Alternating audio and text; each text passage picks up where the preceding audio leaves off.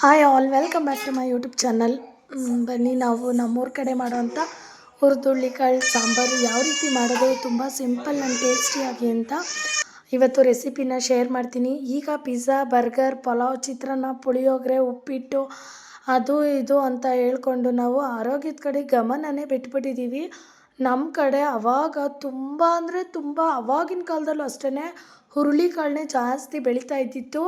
ಆವಾಗ ಊಟಕ್ಕೆ ಇಲ್ಲದೆ ಇದ್ದಾಗ ಹುರುಳಿಕಾಳನ್ನ ಬೇಯಿಸ್ಬಿಟ್ಟು ಅದಕ್ಕೆ ಸ್ವಲ್ಪ ಬೆಲ್ಲ ಹಾಕ್ಕೊಂಡು ಕೊಬ್ಬರಿ ಹಾಕ್ಕೊಂಡು ತಿನ್ನೋರು ನಮ್ಮ ಅಜ್ಜಿರು ತಿನ್ನೋರಂತೆ. ಸೊ ನಾನು ತಿಂದಿದ್ದೀನಿ ಕೂಡ, ಅದು ತುಂಬ ಚೆನ್ನಾಗಿರುತ್ತೆ. ಹುರುಳಿಕಾಳಲ್ಲಿ ತುಂಬ ಥರ ರೆಸಿಪಿಗಳ್ನ ಕೂಡ ಮಾಡ್ಬೋದು. ಅದರಲ್ಲಿ ನಾನಿವತ್ತು ಹುರಿದುಳ್ಳಿಕಾಳು ಸಾಂಬಾರು ಯಾವ ರೀತಿ ಮಾಡೋದು ನಮ್ಮ ಹಳ್ಳಿ ಕಡೆಯಲ್ಲಿ ಅಂತ ಹೇಳ್ಬಿಟ್ಟು ನಾನು ತೋರಿಸ್ತೀನಿ. ತುಂಬ ಅಂದರೆ ತುಂಬ ಸಿಂಪಲ್ಲಾಗಿರುತ್ತೆ.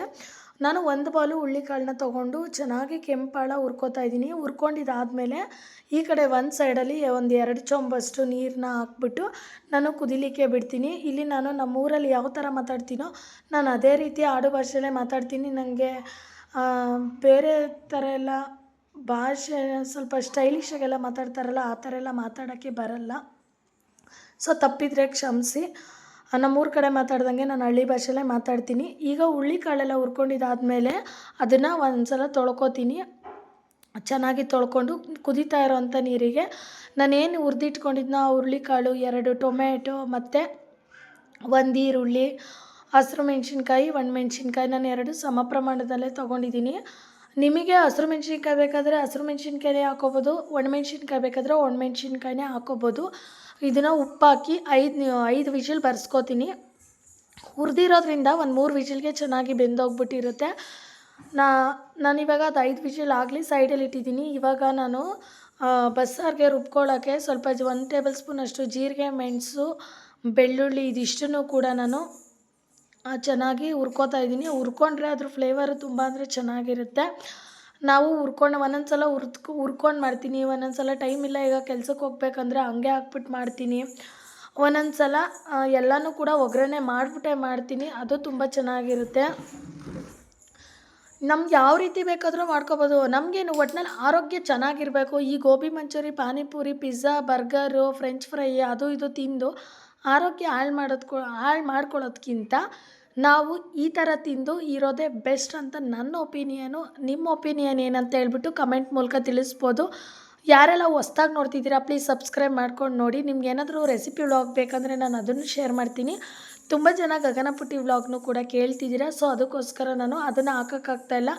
ಯಾಕಂದರೆ ನಮ್ಮ ಮನೆ ಸ್ವಲ್ಪ ನಿಮಗೆ ಶಾರ್ಟ್ಸಲ್ಲಿ ಹೇಳಿದ್ದೀನಿ, ಇಲ್ಲಿ ಎಲ್ಲ ಮನೆ ಒಳಗಡೆ ಟೈಲ್ಸ್ ಎಲ್ಲ ಕೊರೆದಾಕ್ಬಿಟ್ಟಿದೆ. ಸೊ ಅದಕ್ಕೋಸ್ಕರ ಆ ಕೆಲಸದಲ್ಲಿ ಬ್ಯುಸಿ ಆಗಿಬಿಟ್ಟಿದ್ದೀವಿ.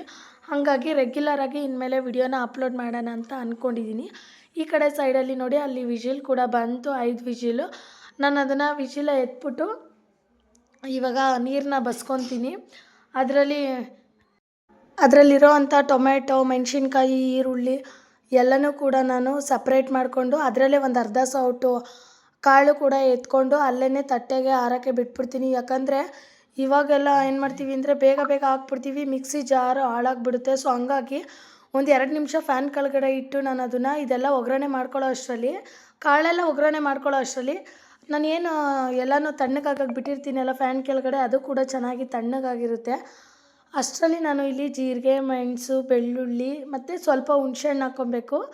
ಹುಣಸೆಹಣ್ಣು ಮತ್ತು ಒಂದು ಸ್ವಲ್ಪ ತೆಂಗಿನಕಾಯಿ ತುರಿ ಮತ್ತು ನಾನು ಏನೇನೆಲ್ಲ ತಣ್ಣಗಾಗಕ್ಕೆ ಇಟ್ಕೊಂಡಿದ್ದೀನಲ್ಲ ಅದನ್ನೆಲ್ಲ ಹಾಕ್ಬಿಟ್ಟು ಚೆನ್ನಾಗಿ ರುಬ್ಕೋತೀನಿ. ಏನಪ್ಪ ಅಂದರೆ ಇದು ಆರೋಗ್ಯ ದೃಷ್ಟಿಲಿ ಎಷ್ಟು ಒಳ್ಳೆಯದು ಗೊತ್ತಾ. ಮತ್ತು ಕಫ ಏನಾದರೂ ಆಗಿದ್ದರೆ ನಮಗೆ ಇದ್ರ ನೀರನ್ನ ಬೇಯಿಸ್ಕೊಂಡು ಈಗೇನು ಸಪ್ಪೆ ನೀರು ಎತ್ತಿಟ್ಕೊಂಡಿದ್ದೀವಲ್ಲ ಅದಕ್ಕೆ ಒಂದು ಸ್ವಲ್ಪ ಪೆಪ್ಪರ್ ಹಾಕ್ಕೊಂಡು ಕುಡಿದ್ರೆ ಎಷ್ಟು ಬೇಗ ಕಫ ರಿಲೀಸ್ ಆಗುತ್ತೆ ಅಂದರೆ ಇದೊಂದು ಬ್ಯೂಟಿ ಟಿಪ್ಸ್ ಅಂತಲೇ ಹೇಳ್ಬೋದು. ನಾನು ಸ್ವಲ್ಪ ಈಗ ಕೊತ್ತಂಬರಿ ಸೊಪ್ಪು, ಕಾಯಿ ಎರಡನ್ನೂ ಹಾಕಿ ನೋಡಿ ಸ್ವಲ್ಪ ತರ್ತರಿಯಾಗೆ ರುಬ್ಕೋಬೇಕು. ಆವಾಗ ಊರಲ್ಲಿ ಕಲ್ಲಿತ್ತು, ಕಲ್ಲಲ್ಲಿ ರುಬ್ಕೋತಾ ಇದ್ದೋ. ಈಗ ಕಲ್ಲಿಲ್ಲ, ಮಿಕ್ಸಿನೇ ಅಲ್ವ ಎಲ್ಲ ಕಡೆ, ಮತ್ತು ನಮಗೂ ಕೆಲ್ಸಕ್ಕೆ ಟೈಮ್ ಆಗಿಬಿಡುತ್ತೆ. ಅದಕ್ಕೋಸ್ಕರ ಮಿಕ್ಸಿಲೇ ಸ್ವಲ್ಪ ತರ್ತರಿಯಾಗಿ ರುಬ್ಕೋಬೇಕು. ಬಸ್ಸಾರು ಯಾವತ್ತಿದ್ರೂ ತರ್ತರಿಯಾಗಿ ದಪ್ಪ ದಾರ ರುಬ್ಕೊಂಡ್ರೆ ಮಾತ್ರ ಚೆನ್ನಾಗಿ ಬರೋದು. ನುಣ್ಣಗೆಲ್ಲ ರುಬ್ಕೊಂಡ್ರೆ ಅಷ್ಟೊಂದು ಟೇಸ್ಟ್ ಕೊಡೋಲ್ಲ ಅಂತ ನಾನು ಇವಾಗ ಇದನ್ನು ನಾನು ಕುದಿಯೋಕ್ಕೆ ಬಿಟ್ಬಿಡ್ತೀನಿ. ಅಂದರೆ ನಮಗೆ ಸಾಂಬಾರು ಕನ್ಸಿಸ್ಟೆನ್ಸಿ ಎಷ್ಟು ಬೇಕೋ, ಈಗ ನಮ್ಮನೇಲಿ 5 ಜನ 6 ಜನ ಇರ್ತೀವಿ, ಆ ಥರ ನೋಡಿಕೊಂಡು ಹದವಾಗಿ ಸ್ವಲ್ಪ ಬಸ್ಸಾರು ಯಾವುದಕ್ಕೂ ತಣ್ಣಗೇ ಇರಬೇಕು. ತಣ್ಣಗಲ್ಲ ತೆಳ್ಳಗಿರಬೇಕು. ನಮ್ಮ ಗಗನಪುಟಿ ಇಲ್ಲಿ ಆಟ ಆಡ್ತಾನೆ ಇದ್ದಾಳೆ. ಸೊ ಅದಕ್ಕೋಸ್ಕರ ವಿಡಿಯೋದಲ್ಲಿ ವಾಯ್ಸ್ ಓವರ್ ಕೊಡಬೇಕಂದ್ರೆ ನಮ್ಮ ಗಗನನ ಕಡೆಗೂ ಒಂದು ಕಣ್ಣು ಇರಲೇಬೇಕು. ಮತ್ತು ನಾನು ವಾಯ್ಸ್ ಓವರ್ ಕೊಡೋಕ್ಕೂ ಏನು ಮಾತಾಡ್ತಿದ್ದೀನಿ ಅದ್ರ ಕಡೆಗೂ ಸ್ವಲ್ಪ ಗಮನ ಕೊಡಬೇಕು. ಅದಕ್ಕೋಸ್ಕರ ನೋಡಿ, ಈಗ ಸಾಂಬಾರು ಕನ್ಸಿಸ್ಟೆನ್ಸಿ ಸಾಕು. ಯಾಕಂದರೆ ನಾವು ಇರೋದೇ 3 ಜನನೂ ಜಾಸ್ತಿ ಏನು ಸಾಂಬಾರೆಲ್ಲ ಖಾಲಿ ಮಾಡಲ್ಲ. ನಮ್ಮ 3 ಜನಕ್ಕೂ ಒಂದೊಂದು ಸೌಟ್ ಅಂದರೆ ಮಸ್ತಾಗೋಯ್ತು ಸಾಂಬಾರು ನಮಗದು.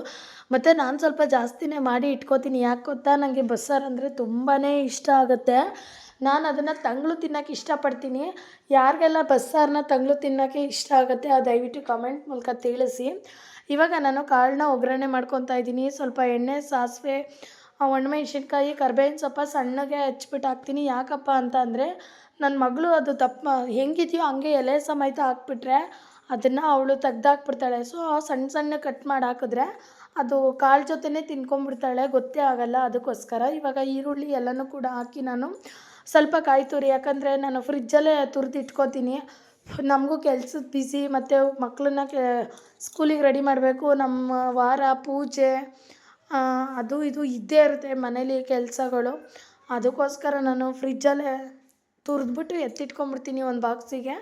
ಇವಾಗ ಅದಕ್ಕೇ ಫಸ್ಟೇ ಹಾಕ್ಬಿಟ್ಟು ಅದನ್ನು ಚೆನ್ನಾಗಿ ಫ್ರೈ ಮಾಡ್ಕೊತೀನಿ. ಫ್ರೈ ಮಾಡಿಕೊಂಡು ಕಾಳು ಎತ್ತಿಟ್ಕೊಂಡಿದ್ದಾದಮೇಲೆ ಒಂದು ಸೈಡಲ್ಲಿ ಸಾಂಬಾರನ್ನ ಕುದಿಲಿಕ್ಕೆ ಬಿಟ್ಟಿದ್ದೀನಿ. ಇನ್ನೊಂದು ಸೈಡಲ್ಲಿ ನಾನು ಸಾಂಬಾರು ಒಗ್ಗರಣೆಗೆ ಏನಂತಾರದು,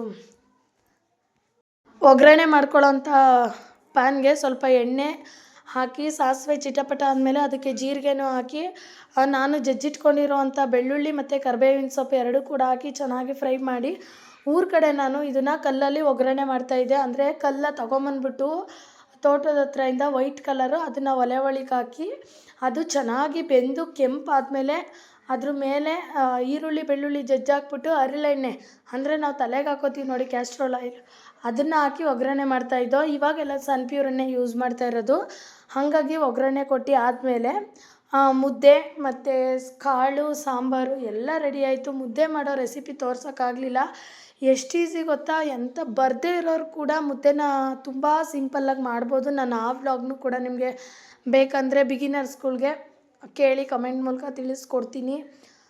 ಇವಾಗೆಲ್ಲ ಪಿಜ್ಜಾ ಬರ್ಗರ್ಗೆ ಅಡಿಕ್ಟ್ ಆಗಿಬಿಟ್ಟಿದ್ದಾರೆ, ಏನೂ ಮಾಡೋಕ್ಕಾಗಲ್ಲ. ನೋಡಿದ್ರಲ್ಲ, ಇವತ್ತಿನ ವ್ಲಾಗ್ ಇಷ್ಟ ಆದರೆ ಲೈಕ್, ಶೇರ್, ಕಮೆಂಟ್ ಮಾಡಿ. ಟಾಟಾ, ಬಾಯ್ ಬಾಯ್.